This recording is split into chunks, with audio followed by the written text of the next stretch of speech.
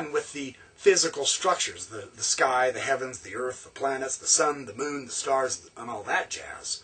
The completion of it was the creation of mankind.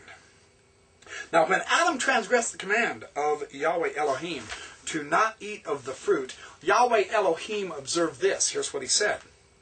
Behold, the man has become as one of us. Genesis 3:22.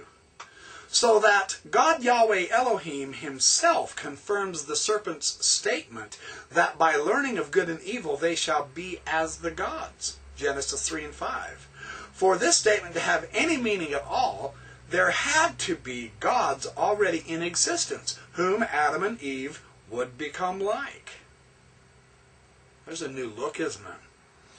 So the gods are also characterized by the fact that they know good and evil. This is straight out of the Hebrew. Very interesting. Tov v'ra, good and evil. Well, later, Yahweh Elohim says, come, let us go down to confuse the language of this people. That's Genesis 11:7. These plurals point to the high God addressing the council of gods that is already present when God commences the creation. Abraham chapter 3. Very interesting similarities there. The gods are simply given as part of the structure of the universe, in which God operates at the time of creation of the heavens and the earth. W. Randall Garr argues that most commentators reject the idea that the plural pronouns in Genesis 1:26 refer to a singular entity. Instead, they accept the literal reading of the pronouns and judge the referent to be non-singular.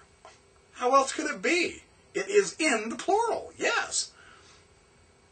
He continues, for the majority, the referent is a true plural, and it is a true plural.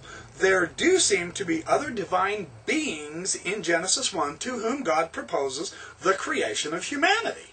Yes, there are. Let us create man should therefore be regarded as a divine announcement to the heavenly court, drawing the angelic host's attention to the masterstroke of creation, man. Despite the theological turmoil that it entails, this latter option remains the consensus. So the gods are not the only entities that already exist when God sets about creating the heavens and the earth. We first have to notice something. This is very significant. The heaven and the earth did not mean for the Hebrews what they have come to mean in later tradition. And certainly they don't refer to the cosmos of modern relativity and quantum physics.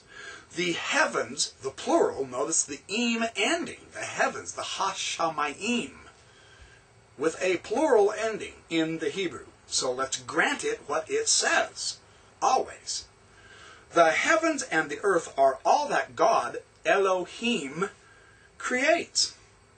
But they are not all that exists. Not by a long shot. But they are all that God creates. Are you getting this? This is very interesting. Very interesting. Above the heavens that God created is the firmament, or the vault of heaven, the rakia.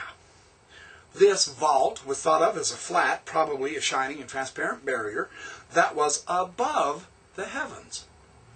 The waters are held back by this barrier. As Psalm 104:6 declares, when Yahweh established his throne and his heavenly palace or temple, he laid the beams of his chambers in the waters, and the waters stood above the mountains. Psalm 104:3. This is not earthly mountains, folks.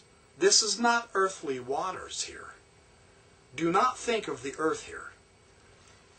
Thus, the waters already existed at the time that Yahweh built his heavenly temple, which in turn preceded, that is, it was before the creations of the heavens and the earth.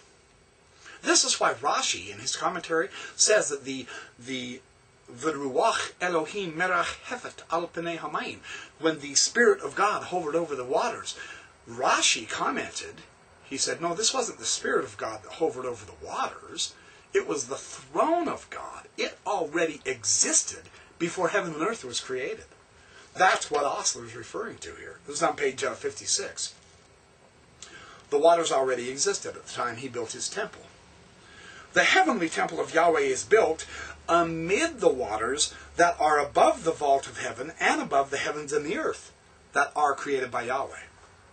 Like the primordial water, the gods reside in this temple, and they are not part of the created order.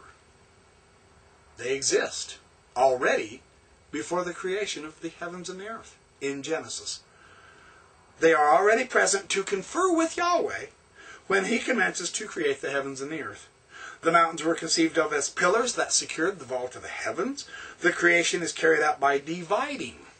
What happens is God divides the light from the darkness, the waters from the earth, and so forth. What is divided is already there, in some sense, to be divided. Creation ex nihilo is not in the Hebrew Scriptures.